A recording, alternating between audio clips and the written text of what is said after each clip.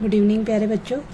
ये आज आपका है एंड ऑफ बाइपोलरिटी पार्ट 3, जिसमें पार्ट 2 में हमने पढ़ लिया था कि यूएसएसआर का डिसइंटीग्रेशन का डिक्लेरेशन हो जाता है। डिक्लेरेशन कौन करता है? बॉरिस येल्त्सिन करते हैं। और कौन से ईयर में होता है? 1991 में।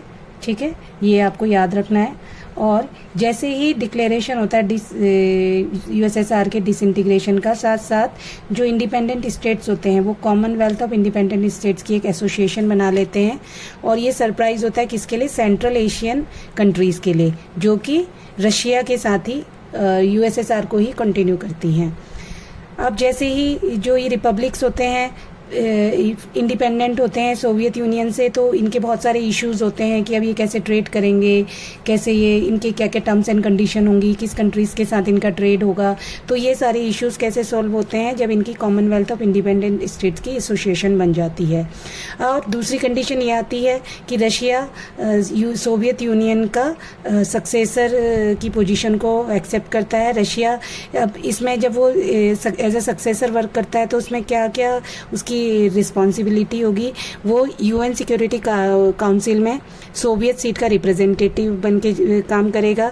और रशिया जितनी भी इंटरनेशनल ट्रीटीज़ होती हैं सोवियत यूनियन की, उन सबको कंटिन्यू करेगा, उसे आगे कंटिन्यू करेगा जब तक कि वो पूरी ना हो जाए। और जितने भी न्यूक्लियर स्टेट होते हैं उनको टुक ओवर करता है रशिया सोवियत यूनियन के स्पेस। और जो भी न्यूक्लियर डिसआर्मामेंट एग्रीमेंट होते हैं यूएस के साथ, उन्हें भी कंटिन्यू करता है। और जो ओल्ड सोवियत यूनियन होता है वो पूरी तरह से डेड हो जाता है और बरीड हो जाता है। नाउ कि जो सोवियत यूनियन है वो क्यों डिसइंटीग्रेट हुआ है, या सोवियत इकोनॉमी जो थी वो इतनी स्टैग्नेंट कैसे थी? स्टैग्नेंट मीन्स स्थिर क्यों हो गई थी, आगे क्यों नहीं बढ़ रही थी? उसके बहुत सारे रीजंस हैं जो हम पढ़ेंगे। ठीक है, तो सोवियत इकोनॉमी के जो रिसोर्सेज थे वो सबसे ज़्यादा किस में इन्वॉल्व हो रहे थे? न्यूक्लियर और मिलिट्री आर्सेनल बनाने में, हथियार बनाने में लग रहे थे। और ज़्यादा जहाँ किस चीज़ का डेवलपमेंट होना चाहिए था? एम्प्लॉयमेंट जनरेट हो, इन चीज़ों में भी एम्प्लॉयमेंट लगता है, लेकिन मेन लोगों को इंडस्ट्रियलाइजेशन चाहिए। प्रोडक्ट, उनके डोमेस्टिक प्रोडक्ट का लैक हो रहा था, उन डोमेस्टिक प्रोडक्ट की कमी हो रही थी, तो लोगों को डिससेटिस्फेक्शन था। तो इसलिए भी मतलब कि ये भी एक मेन रीज़न था डिसइंटीग्रेशन ऑफ यूएसएसआर का। सारा जो वो लोग जो थे डिससेटिस्फाइड थे कि ये सारा खर्चा जो इकोनॉमी थी वो कहाँ पर, जो पैसा था वो कहाँ पर लग रहा था? एक तो न्यूक्लियर वेपन लगाने में लग रहा था, वेपन बनाने में लग रहा था, सैटेलाइट मेंटेन करने में लग रहा था। किस चीज़ के लिए? ईस्टर्न यूरोप का पैसा, ईस्टर्न यूरोप का सारा पैसा इन चीज़ों में लग रहा था। अब इसके impact the 5 Central Asian republic इन और सबसे ज़्यादा इम्पैक्ट जो हुआ 5 सेंट्रल एशियन रिपब्लिक कंट्रीज़ में हुआ। इनके ऊपर ह्यूज इकोनॉमिक बर्डन आ गया था। जो ऑर्डिनरी सिटीजन्स थे उनको अब बहुत ज़्यादा उनको ये नॉलेज हो रही थी कि जो इकोनॉमिक का जो एडवांसमेंट है वेस्ट में वो ज़्यादा हो रहा है। और अब जो ऑर्डिनरी सिटीजन थी वो कंपैरिजन करने लगी थी वेस्ट के इकोनॉमिक एडवांसमेंट से। और फिर उन्हें डिफरेंस समझ आने लगा था कि उनके सिस्टम में और वेस्ट के सिस्टम में क्या अंतर है। कि जो वेस्ट है वो डेवलपमेंट कर रहा है, लोगों को सेटिस्फाई कर रहा है, वहाँ डेमोक्रेसी है, यहाँ कम्युनिस्ट सिस्टम है, लोगों को डोमिनेट किया जा रहा है। तो इस तरह से लोग अब अवेयर हो रहे थे। और कुछ सालों के बाद ये बोल दिया गया, और जब पहले ये बोला, कुछ सालों के बाद इसकी ये जो स्टेटमेंट था कि सोवियत सिस्टम अच्छा है वेस्टर्न कैपिटलिज्म के कंपैरिजन में, लेकिन इसकी रियलिटी बैकवर्डनेस की लोगों के सामने आ गई और लोगों को साइकोलॉजिकल शॉक लगा। देखिए, जो ऑर्डिनरी सिटीज़न है वो ज़्यादा अवेयर हो गई थी, एजुकेटेड हो गई थी, कंपेयर करने लगी थी ईस्ट और वेस्ट में। ईस्ट का मतलब है ये जो यूरोपियन कंट्रीज़ थी, वेस्ट का मतलब है यूएसए से जो कनेक्टेड थे, और यूएसए के डेवलपमेंट से वो अपने आप को कंपेयर करने लग गए थे।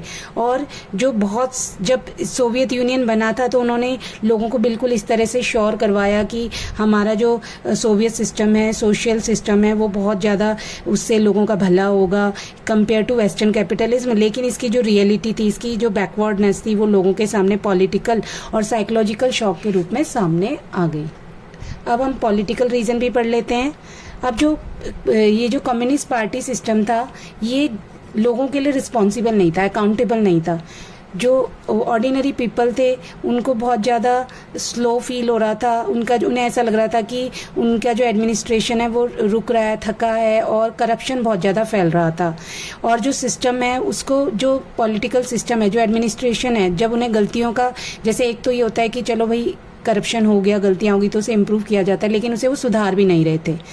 और गवर्नमेंट की ओपननेस को अलाउ, गवर्नमेंट अपनी जो पॉलिटिकल सिस्टम था उसमें ओपननेस को अलाउ नहीं कर रही थी, मतलब कि वो बिल्कुल भी लोगों के प्रति, लोगों के लिए रिस्पॉन्सिबल या ओपन नहीं हो रही थी, फ्लेक्सिबल नहीं हो रही थी।